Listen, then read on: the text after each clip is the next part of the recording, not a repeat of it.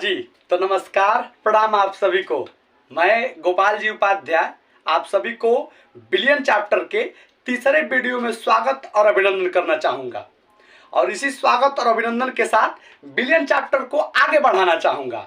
हमने पहले वीडियो में ये देखे थे कि बिलियन चैप्टर को कैसे हम लोग पढ़ेंगे, इस बात को देखे थे।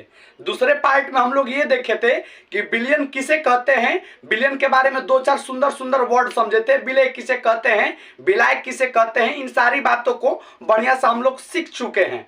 अब तीसरा वीडियो है, हम लोग तीसरा वीडियो में पढ़ेंगे बिलियनों के वर्गीकरण, क्लासिफिकेशन ऑफ सॉल्यूशंस पढ़ेंगे। बिलियन को वर्गीकृत कैसे किया जाता है, ठीक है ना। तो देखिए, बिलियन का वर्गीकरण चार बेसिस पर किया जाता है, चार आधार पर। वर्गीकरण का मतलब समझिए आप लोग, बांटने का तरीका। वर्गीकरण का मतलब क्या होता है, बांटने का तरीका। जैसे हम एक एग्जांपल देखेंगे, बताएंगे आप लोगों को बांटने का तरीका का मतलब क्या होगा। जैसे एक खेत है, 1 बीघा कोई खेत है, ये कोई खेत है, 2 भाइयों के बीच इसे बांटना है। तो 2 तरीके से आप बांट सकते हैं। कितने तरीके से आप बांट सकते हैं, 2 तरीके से बांट सकते हैं। पहला तरीका ये होगा कि आप लोग किसी तीसरे आदमी को बुलाइए, मतलब उसे अमीन को बुलाइए, वो नाप कर आपको आधा आधा करके दे देगा।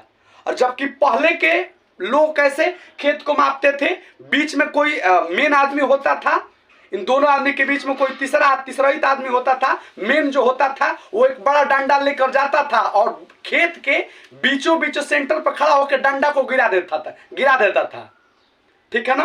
तो इधर वाला इस आदमी का हो जाएगा और इधर वाला, ठीक है ना। तो एक ही खेत को बांटने के 2 तरीका होते हैं। ठीक इसी प्रकार से यहां पर खेत कौन हो जाएगा, बिलियन। यहां पर बिलियन को बांटने के 4 तरीके होंगे। कितने तरीके होंगे, 4 तरीके। पहला होगा अवयवों के संख्या के आधार पर, मतलब बिलियन के अंदर कितने घटक है, कितने अंग है, कितने पार्ट है, उसके बेस पर। दूसरा है कि विलायक का नेचर कैसा है, नेचर ऑफ सॉल्वेंट के बारे में हम लोग, यानी कि इस बेसिस पर हम लोग बांटेंगे बिलियन को। तीसरा होगा सांत्रण के आधार पर और चौथा होगा विलायक के भौतिक अवस्था के आधार पर, ठीक है ना। तो जल्दी से हम लोग समझते हैं इन सारी बातों को। देखिए, पहला कौन सा आधार है, तो अवयवों के संख्या के आधार पर। थोड़ा गौर से समझने का प्रयास कीजिएगा। अवयव, हमने क्या बोला था दूसरे वीडियो में, अवयव घटक या अंग किसे कहते हैं। तो बिलियन जिस पदार्थ से मिलकर बना है उसे हम लोग बिलियन के घटक बोलते हैं, या अंग बोलते हैं, या अवयव बोलते हैं, या भाग बोलते हैं, या खंड बोलते हैं, ठीक है ना। अब सुनिए, तो बिलियन 2 लोगों से, हम लोग को 2 ही लोग के बिलियन के बारे में पढ़ना है, द्विअंगी बिलियन के बारे में पढ़ना है। एक विलय से मिलकर बना होगा और एक विलायक से मिलकर बना होगा। तो यदि बिलियन 2 लोगों से मिलकर बना है तो उसका नाम हो जाएगा द्विअंगी बिलियन, बाइनरी सॉल्यूशन। यदि बिलियन 3 लोगों से मिलकर बना है तो उसे हम लोग त्रिअंगी बिलियन नाम रखेंगे। बिलियन 4 अंगों से मिलकर, इनकी 4 लोगों से मिलकर बन रहा है तो उसे हम लोग चतुरअंगी बिलियन बोलेंगे। कोई दिक्कत परेशानी, तो मैं उम्मीद करता हूं कि अवयव के संख्या के आधार पर बिलियन का क्लासिफिकेशन बढ़िया से आप लोग समझे होंगे। अवयव की संख्या के आधार पर बिलियन निम्नलिखित प्रकार के हो जाएंगे। 2-3 के बारे में हमने नाम लिखा हुआ है। यदि बिलियन 2 लोग से मिलकर बन रहा है तो उसे द्विअंगी बिलियन, बिलियन 3 लोगों से मिलकर बन रहा है उसे त्रिअंगी बिलियन, बिलियन 4 लोगों से मिलकर बन रहा है उसे हम लोग चतुरंगी बिलियन पढ़ेंगे। दूसरा है विलायक की प्रकृति के आधार पर, विलायक का नेचर कैसा है उसके आधार पर हम लोग जानेंगे। तो देखिए, यदि विलायक यानी कि बिलियन के अंदर जिसकी मात्रा ज्यादा है उसे हम लोग विलायक बोलते हैं। यदि विलायक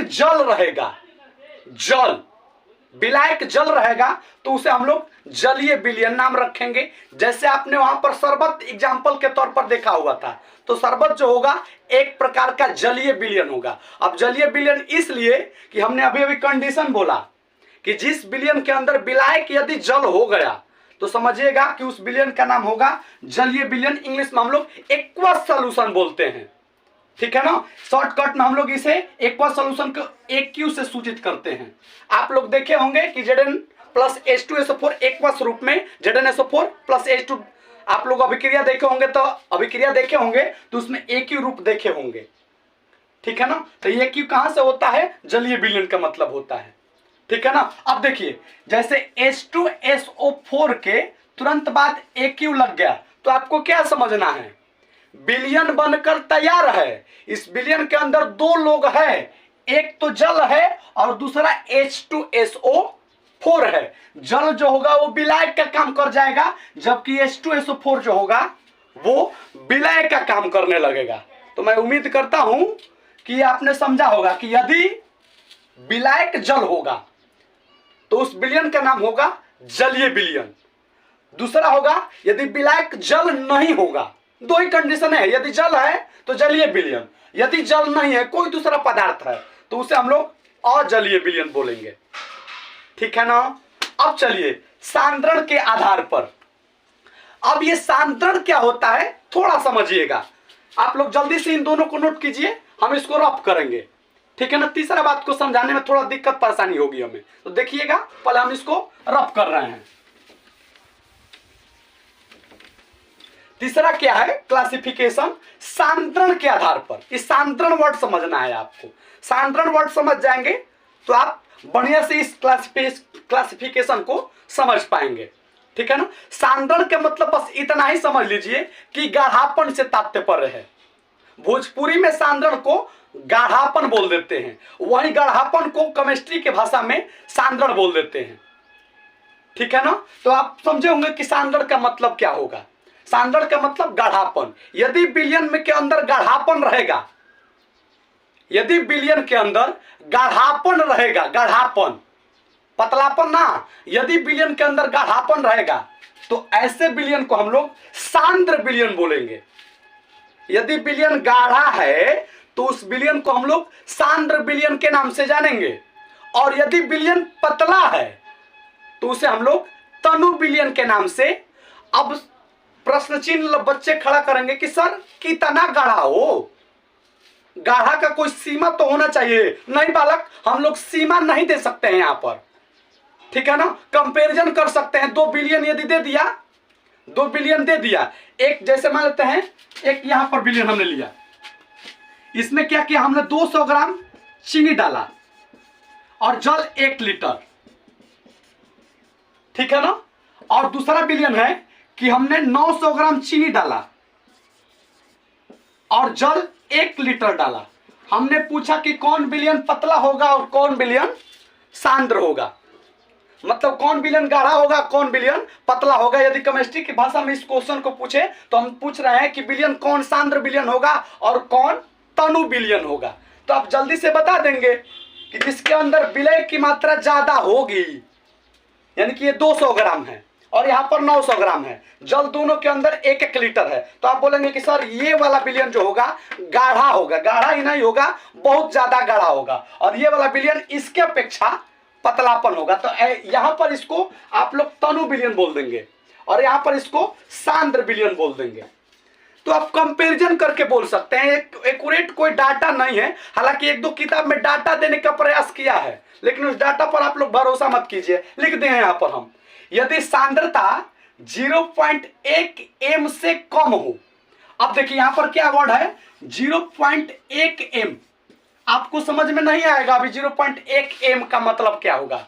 यानी कि वैसे विलयन जिसकी मोलरता 0.1 से कम हो तो उसे हम लोग क्या बोलेंगे, तनु विलयन।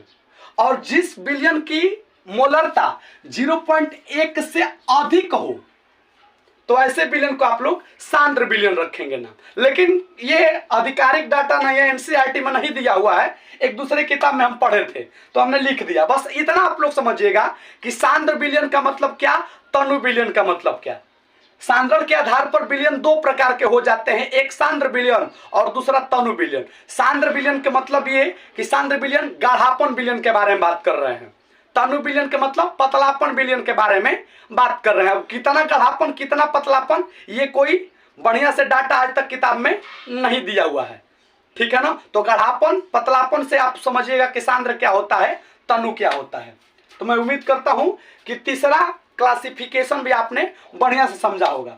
चौथा है विलायक के भौतिक अवस्था के आधार पर, यही सबसे इंपॉर्टेंट आपका क्लासिफिकेशन है, यह इंपॉर्टेंट है। तो इसको हम लोग किसी नेक्स्ट वीडियो में समझेंगे। तो आप लोग से उम्मीद ये है कि हमने जितना पार्ट सिखाया इस तीसरे वीडियो के अंदर आप बढ़िया से समझे होंगे। अगर कुछ मन में संशय होगा, प्रश्न चिन्ह खड़ा होगा, तो जल्दी से कमेंट बॉक्स खुला है, कमेंट कीजिएगा, उत्तर आपको मिल जाएगा एकदम बढ़िया से। धन्यवाद, प्रणाम आप सभी को। मिलेंगे हम लोग किसी नेक्स्ट वीडियो में।